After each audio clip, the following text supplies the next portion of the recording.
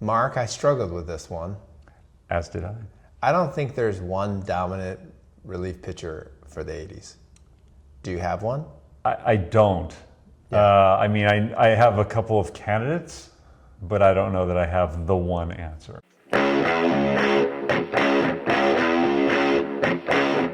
So just like starting pitchers, I find myself with the relief pitchers feeling not so positive about this category. Yeah, I mean, so when I entered into this, I had 3 in my head of guys who I thought were going to be like the ones, and I don't know that one. I think one of them probably is Okay. up there.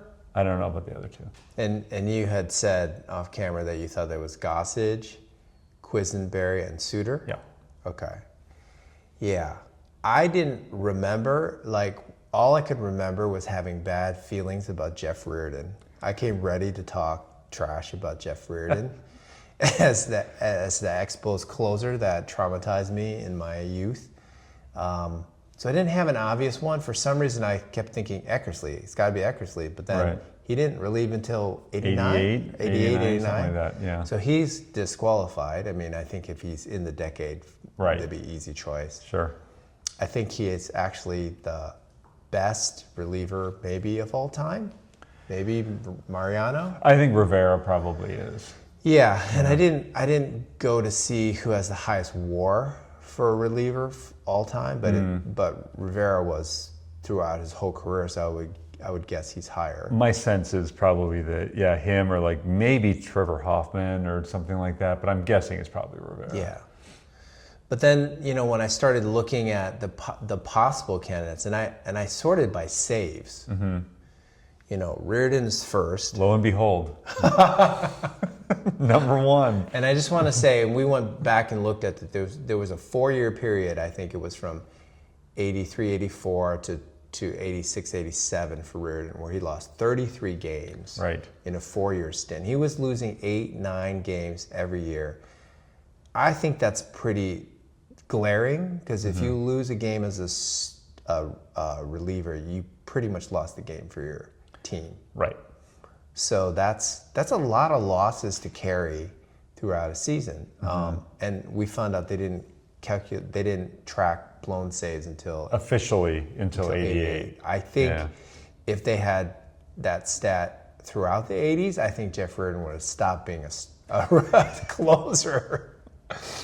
Anyways, his win percentage for the decade is 48%. Yeah. So that's not so good. No. But he had 260 odd saves for the decade. Yes. Right? 264 or something? He did play on good Expos teams and then pretty good Twins teams too. Yeah. Right. But then, you go down the list, Quisenberry had 239. Lee Smith had 234. Right. Gossage had 206. So I would just stay in that. For me, I'm thinking those are the candidates: Quisenberry, Smith, and Gossage. Lee Smith had a losing record too, but I know those Cubs teams were not good. As did Bruce Sutter. Oh, He was 41 and 49. wow. Yeah, I think of him as being a pitcher that pitched on good teams. Yeah, The Cardinals and the Cubs though. So Yeah, the Cubs always have a good closer in the 80s, but they don't have good teams. I mean, he was. I don't remember when he moved over to the Cardinals. I want to say probably early 80s. Yeah, I think he might have won a World Series with them. I just know that he was a very good reliever. Yeah, 82 would be 82 and 85 where they won, I think, the series. So. And do you remember did he have a fork ball or a unique pitch that was his out pitch? Yeah, I feel like it was a forkball or a splitter. Probably a forkball. Yeah, I'm guessing. Not a fastball. Yeah. Not like Gossage, which was a fastball pitcher. Right. And of course Quisenberry with the underhand submarine pitch. Yeah, I look at the total stats and I want to say I would pick Quisenberry because a better win percentage, higher saves, a great ERA, 2.67. Right. But if you track the 80s, he just kind of fell off the cliff in 86. Yeah. Yeah, I don't know. I mean, he's kind of the guy I think of because as I was talking to you off camera, it's like the Rolaids Relief Man of the Year, whatever. Like that, they were tracking that from like '76, I think, onward. He won 5 out of 6 in the early '80s. They did it by league, and he was the American League guy. Like that was the guy you think about. He was the Sandy Koufax of relief pitchers Sure. in the '80s. Yeah. I think we can safely say that that stint he was pretty dominant. I think. And then Suter had like I think 3 in the '80s, I believe, for the Rolaids. I think his was more a little. Well, no, I think he had 3 out of 4 years, something like that, in the early '80s.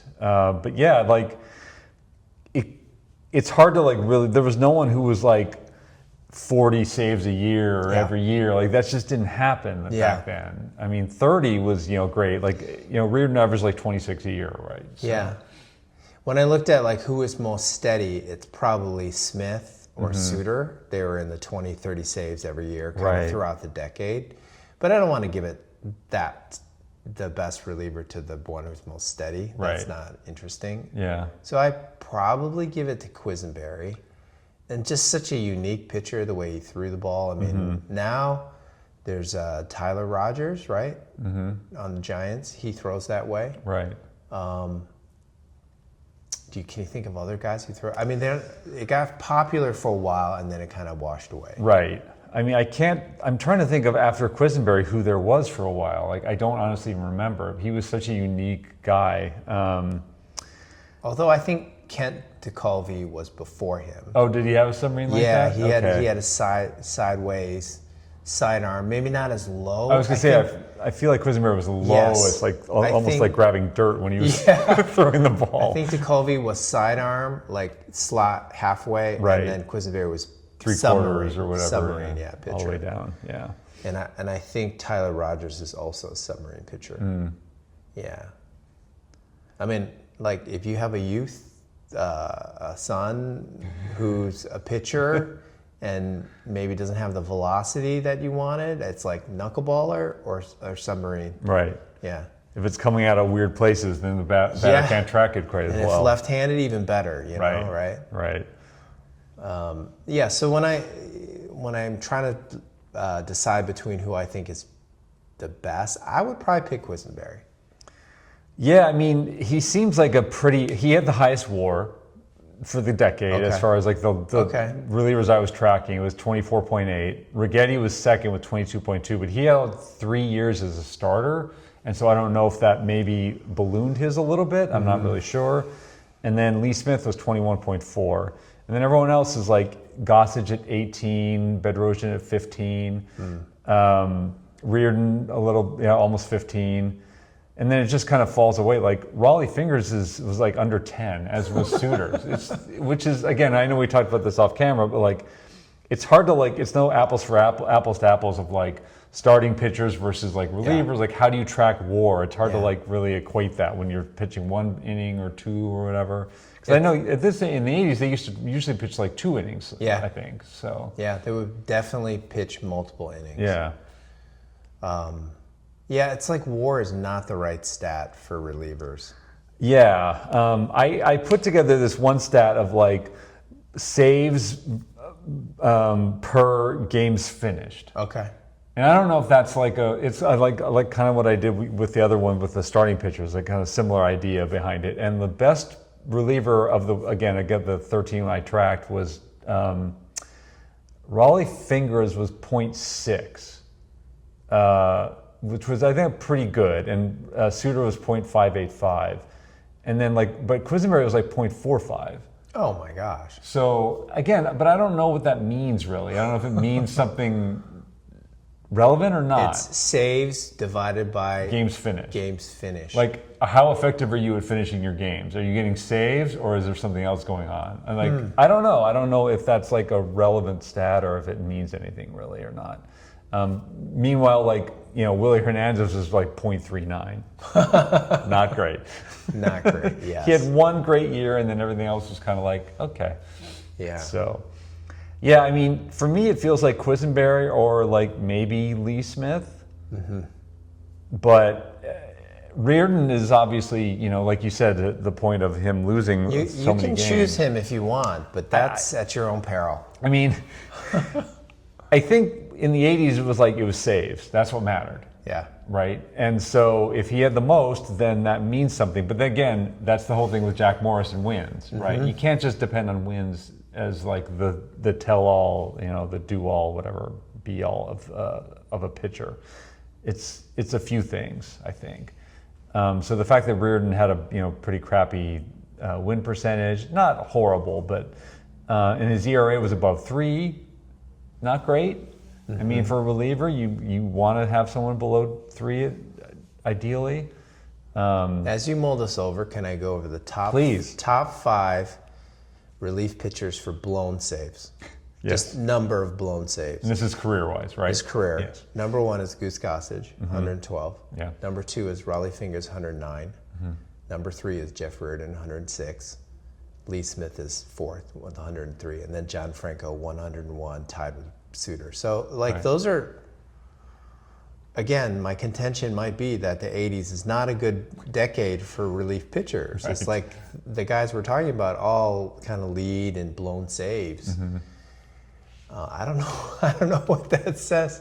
It could also point to the fact that, over time, relief pitchers have started to pitch less and less. We talked about they were in 2 innings, 3 innings. They're probably losing effectiveness. Right. Probably facing batters a second time.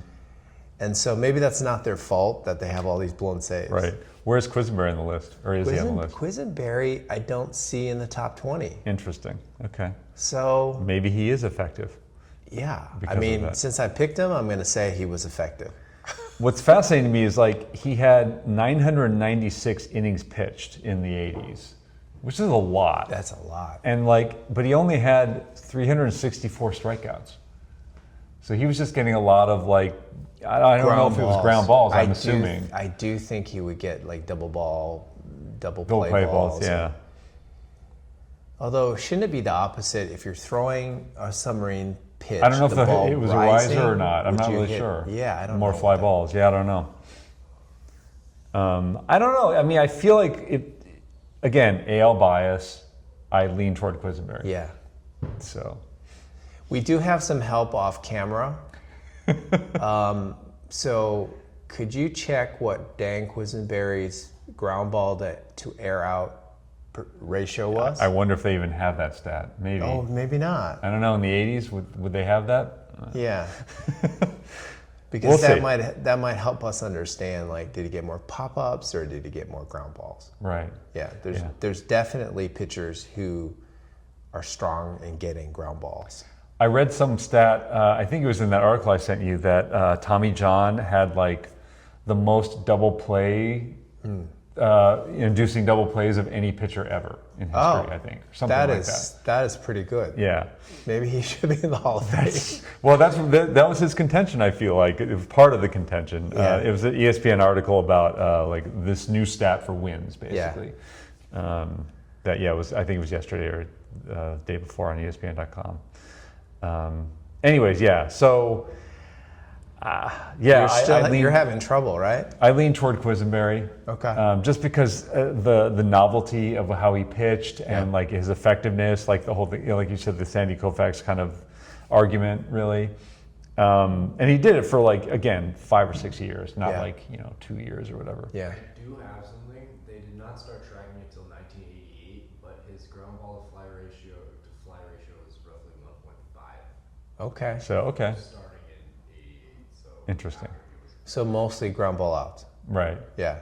But again, he also I think retired in '89, so We might not have a lot of data on that. Not much data there.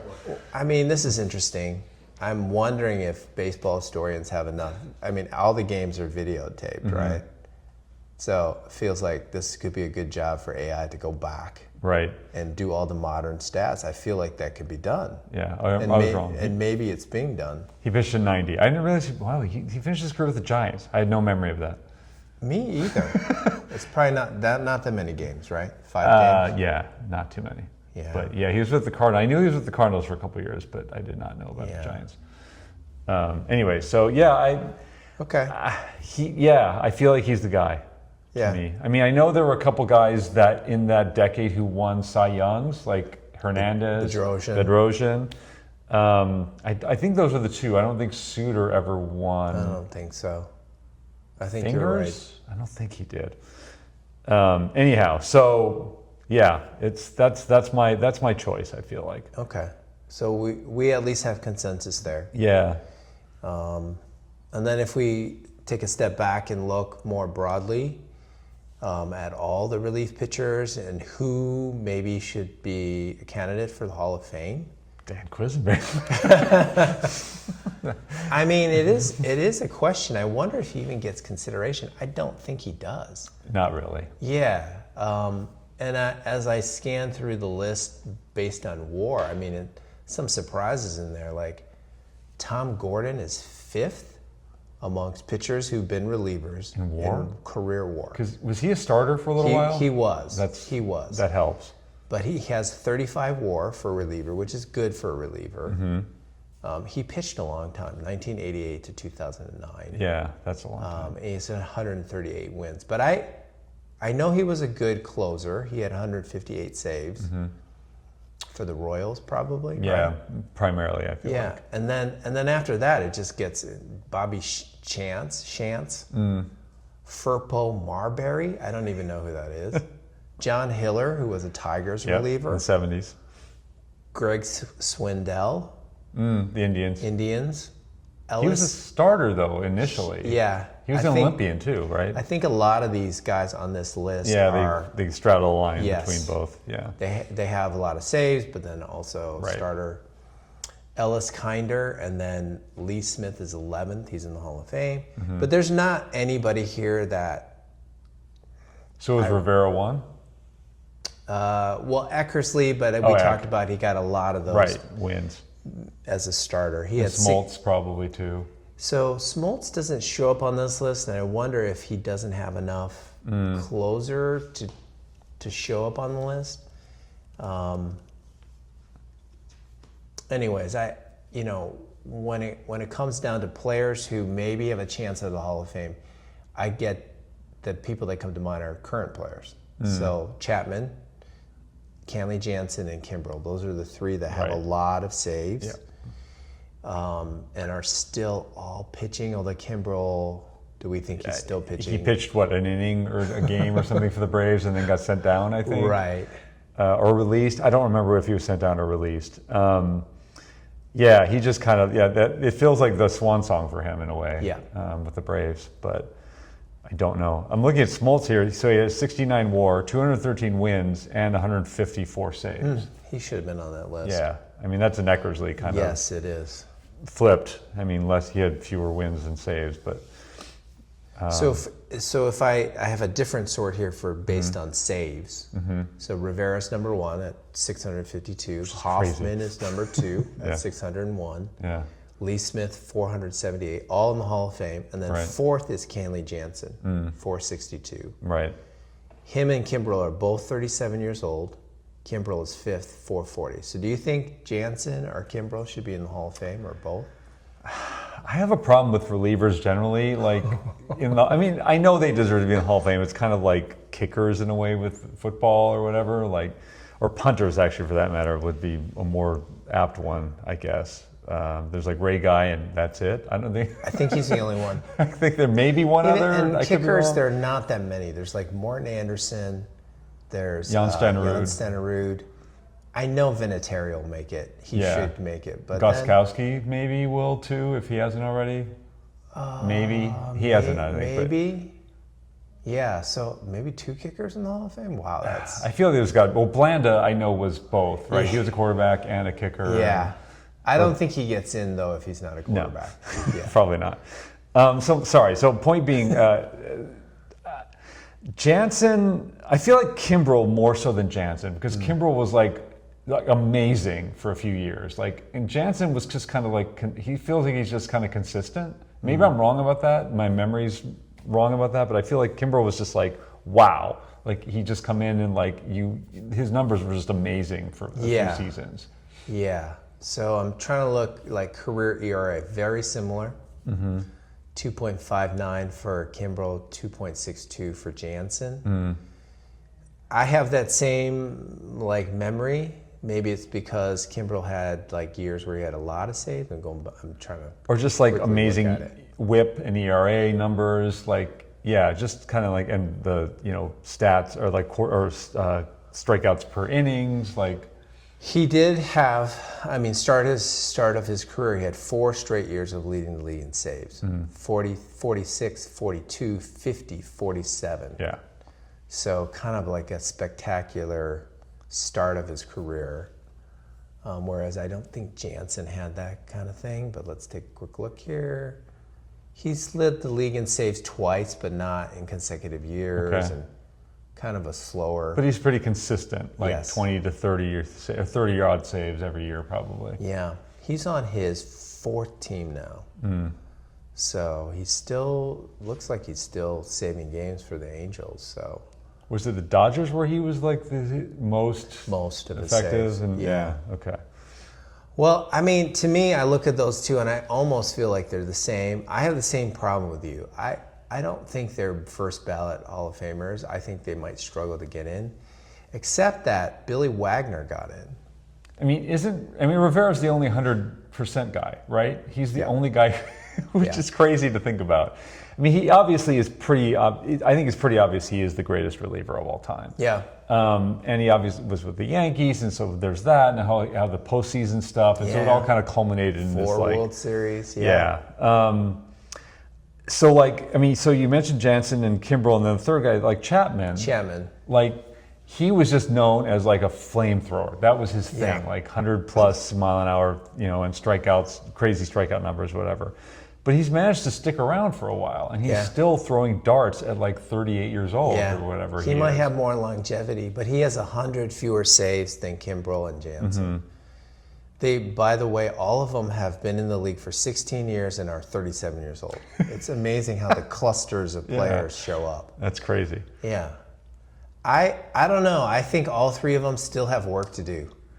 Yeah, Chapman is the least likely, I think, Yeah. at this point. He's more of a like almost not a novelty, but like just the fact that the way he pitches and like how fast he pitches and still is able to do it. Yeah. I think Jansen, so he's 4th overall. If he gets 16 more saves, which he could happen this year, he'll pass Lee Smith and he'll be a top 3. I think that solidifies it for him. Yeah, I feel like he might be more likely because he hasn't fallen off the cliff like Kimbrel has Yeah. in the last few years. So that might be, he'll be fresher in like people's minds as far as his like skill set. I think Kimbrel's fallen and he can't get up. I think he's. feel bad for that guy. I feel like that's probably where he is. So now, as we discuss it, I feel like maybe Jansen is going to get in. Kimbrel will struggle, and Chapman, he's got work to do. But he still throws so hard. Yeah. At that age, he might make it. As long as he keeps being effective, then yeah, he might stick around for a few more years. Yeah. And then a few other people that we haven't talked about would be Josh Hader, who's 31. He has 220 saves. And then we talked about Class A because we think of him as the premier closer now. But he's young. He's 27. Yeah. Not having a good year. No, but he's had 3 consecutive 40+ save seasons, I think, and Yeah. so like that, it starts to add up. Yeah. He's on pace to still almost have 40 this year. He's just not having as good of a year stats otherwise. Yeah. So I think both of those guys have a good chance to get in, but it feels like they got to be really good closers for another 5, 6, 7 years to be considered.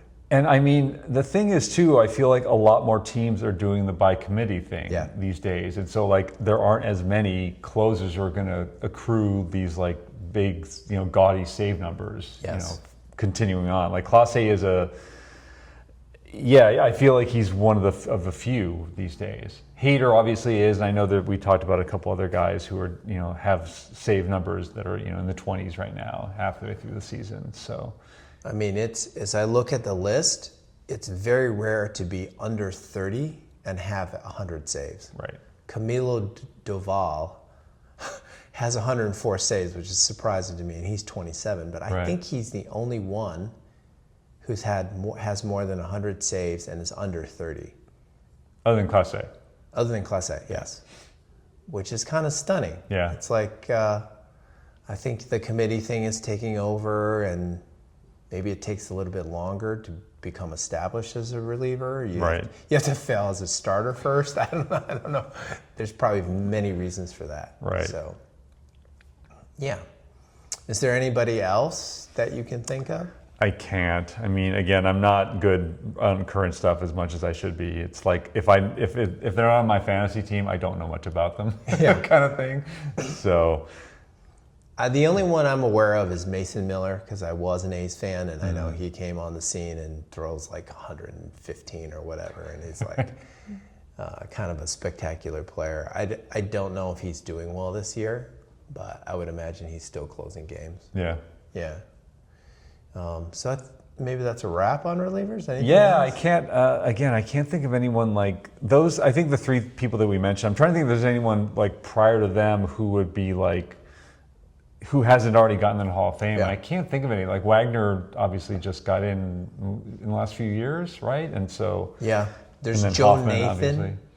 Joe Right. Nathan has 377. I mean, John Franco, maybe. John Franco has 424. He's higher. He's 7th on the list. There's Francisco Rodriguez Right. with 437. I remember when he was retiring, there was talk of him like he should get in the Hall of Fame. Yeah.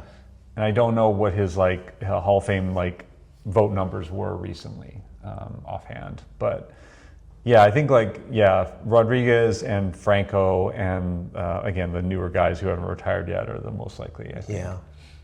I see names of former Nationals or Expos that are scary thoughts, like Papelbon.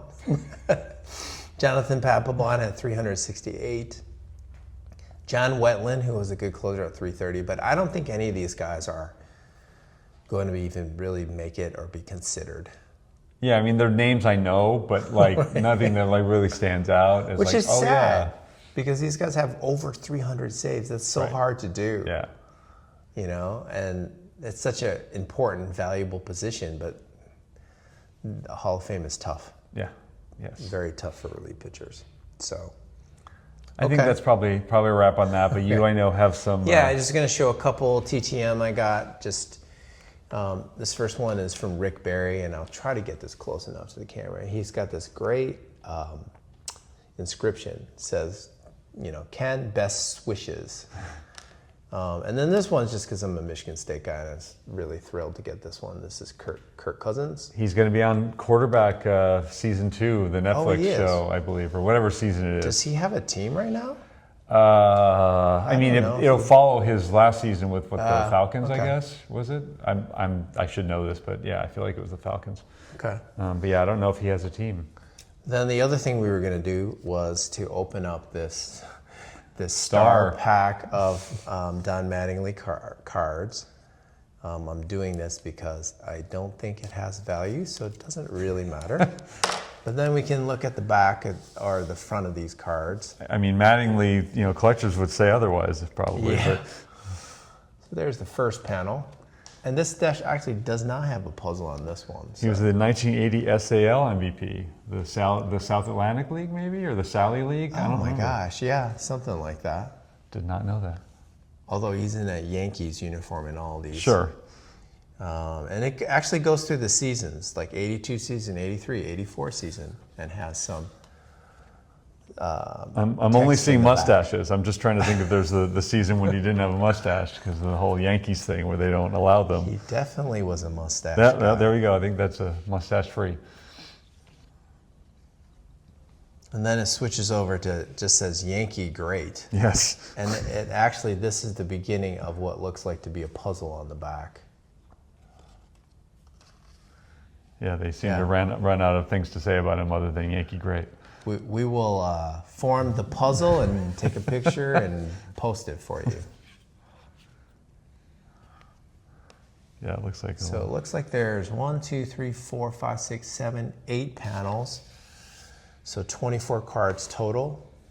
That's the last panel. And it has a nice little puzzle. All right, we'll take a picture. A 4-panel puzzle. All right, well, so now we need to figure out what we're doing next. Yeah. And we will discuss, figure that out, obviously. But if our viewers have any ideas of the things that we should cover, Yeah. please feel free to. And we've talked about going to the 70s, going back in time and going position by position. Who's the best 70s second baseman, third baseman? We could do the 60s. We could go forward and do the 90s. Another sport we could do. And we could do another sport as well. So if there's anybody out there who has a topic they'd like us to cover, we'd be happy to do it. Yeah. And I should mention one more thing about the background here. These are from the Pop Fly Shop. This is great artist, and he does these in limited prints. And he does this, I believe, once a week. He'll do a lot of baseball. He does different things, but a lot of baseball. And these are 3 Expos. I'm an Expos fan, so Carter Raines and Ellis Valentine. Do you remember Ellis Valentine? Yes, not as obviously much as Raines and Carter, but yes, definitely. Yeah. I don't remember him having the nickname the Human Howitzer. Not as well. So that might be made up by Yeah. But yeah, he's doing, the artist is doing Jack Morris this week, Yeah. right? So Yeah. Ken sent that to me, so I might do that. Yeah. So, That's pretty cool art. yeah. Anyways. Thanks everyone. Thank you. Appreciate it.